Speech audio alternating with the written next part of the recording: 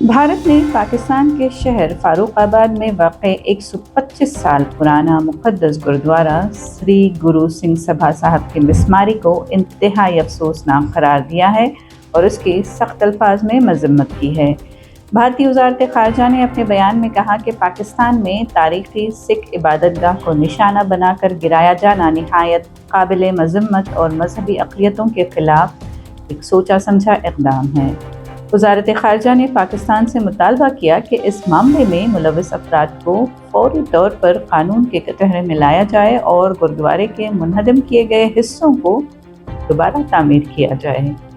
भारत ने यह भी कहा कि पाकिस्तान में मजहबी अक़लियतों को मुसलसल निशाना बनाया जा रहा है और मुतल्लिक़ा हुक्काम की जानिब से मौसर कार्रवाई न होना इंतहाई तशवीशनाक है। नई दिल्ली ने इस्लामाबाद पर जोर दिया कि वो सिख बरादरी समेत तमाम मजहबी अक़लियतों के मजहबी मकामात और हुकूक़ का तहफ़्फ़ुज़ यकीनी बनाएं। दूसरी जानिब पाकिस्तान पीपल्स पार्टी के चेयरमैन बिलावल भुट्टो ज़रदारी ने सिंध ताज़ मुआहदे के मामले पर भारत को सख्त इंतबाह दिया है।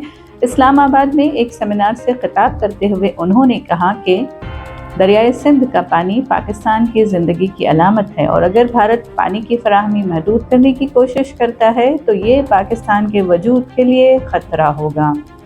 बिलावल भुट्टो ज़रदारी ने दावा किया कि पाकिस्तान के न्यूक्लियर नज़रिए जिनमें मुल्की मईशत या आबी वसाइल को शदीद ख़तरा लाहक हो, ऐसे गैर मामूली हालात कौमी बक़ा का मसला समझे जाते हैं। उनके मुताबिक अगर पाकिस्तान के पानी को रोका गया तो इसे सिर्फ माहौलियाती मसला नहीं बल्कि एक वजूदी हमला तस्वुर किया जाएगा।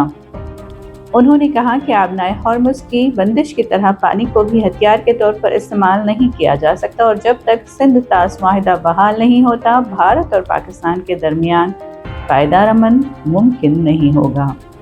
बताते चलें कि भारत ने अप्रैल 2025 में पहलगाम दहशतगर्द हमले के बाद जिसमें 26 अफराद हलाक हो गए थे, सिंध ताज़ मुआहदे को मुअत्तल रखने का ऐलान किया था। इस मुआहदे के तहत रावी, सतलज और बयास के पानी पर भारत का कंट्रोल है। सिंध, झेलम और चनाब के पानी का बड़ा हिस्सा पाकिस्तान को मिलता है।